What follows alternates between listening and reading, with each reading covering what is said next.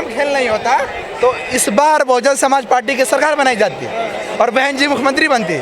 लेकिन उत्तर प्रदेश में जो ईवीएम का खेल चला है उसने जो सरकार आज बैठी है उसको पता, इस देश में किसान भी परेशान था, महिला भी परेशान थे, स्टूडेंट भी परेशान थे। खास करके जो मजलूम समाज के लोग उनको काम नहीं करने दिया जा रहा था, घरों में बैठे दिया जा रहा था।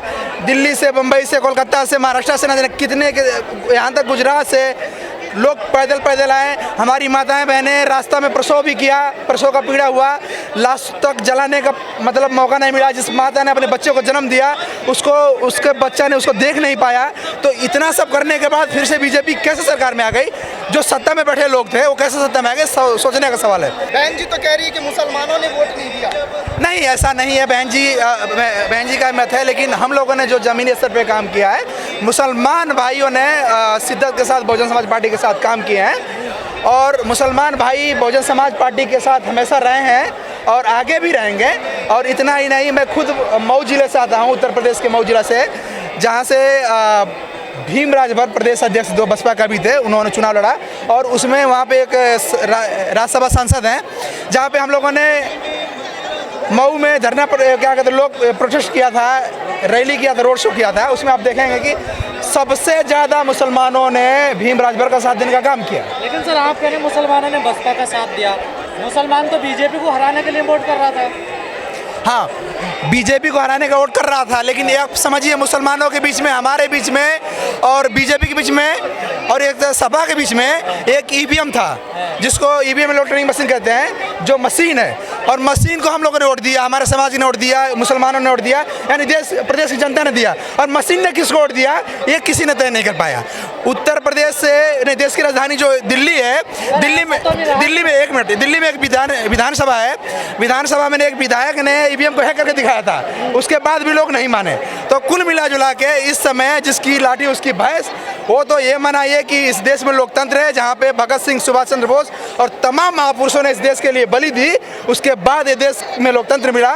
और उसकी आवाज मतलब उसके दायरे में ये लोग संविधान को निष्क्रिय कर रहे हैं और काम दुरुपयोग मतलब मशीन की सर से लेकर। बीजेपी की बात सच होगी, 80-20 की लड़ाई है, वो 80 में रह गए, 20 में रह गए सर।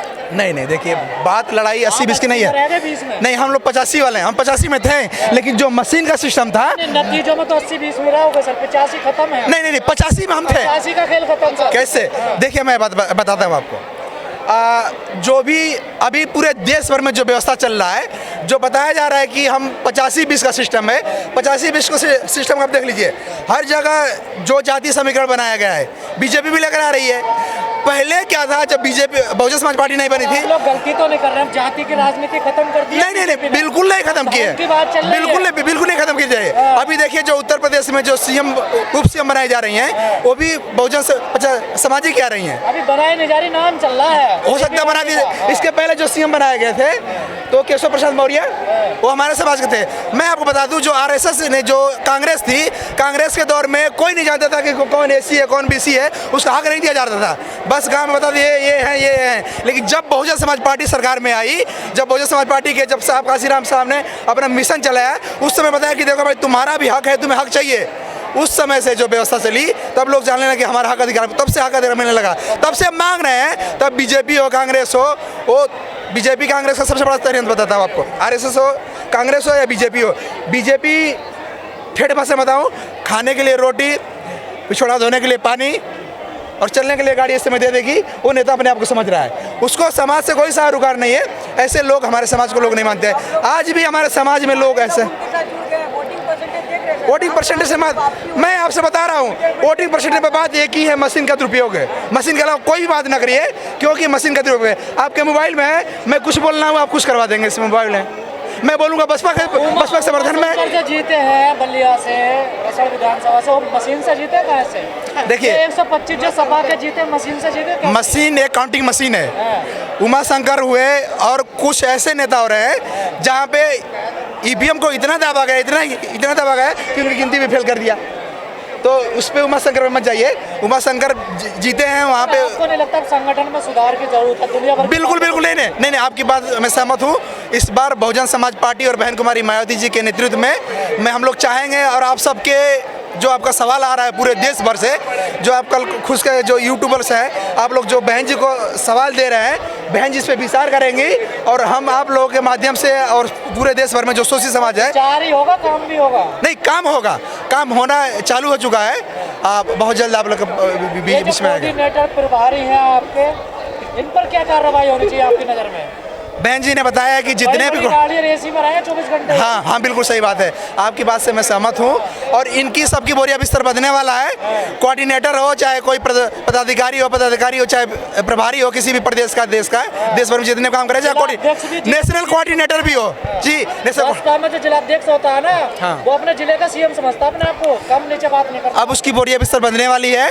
इस बार बहुजन समाज पार्टी की जो मुखिया है बहन कुमारी मायावती जी ने, उनको भी संदेशा हो चुका है कि अब अगर जनता के बीच में नहीं जाया जाएगा और जितने भी ये लोग बहुजन समाज पार्टी के हक और अधिकार का जो मतलब बहन जी का चंदा ले लेके खा के मोटे हो गए हैं गाड़ी में बैठ के, उनकी बोरिया बिस्तर बदलने वाली है इसमें। हाँ, तो ये सत्य है, इसमें कोई बात नहीं है। यहाँ पे अब बहन जी को समझना पड़ेगा और पूरे देश भर में जितने भी लोग उनको समझना पड़ेगा कि एक देश का जो गृह मंत्री है वो बीजेपी का नेता, वो गली गली घूम के पर्चा बांटता है और बहुजन समाज पार्टी का जो जिला अध्यक्ष है वो घर में बैठ के मजा मार रहा है। सर आप क्या लगता है बसपा उठ पाएगी दोबारा से, फिर आरपीआई जैसा हल हो जाएगा आपका? नहीं, बिल्कुल बहुजन समाज पार्टी को साहब काशीराम ने खड़ा किया और उन्होंने कहा था कि अगर बहुजन समाज पार्टी को खत्म करने की बात अगर काशीराम करता है तो बहुजन समाज पार्टी को खत्म नहीं कर सकता, क्योंकि यह विचार है और विचार बहुजन समाज के विचारों में जाके समा चुका है।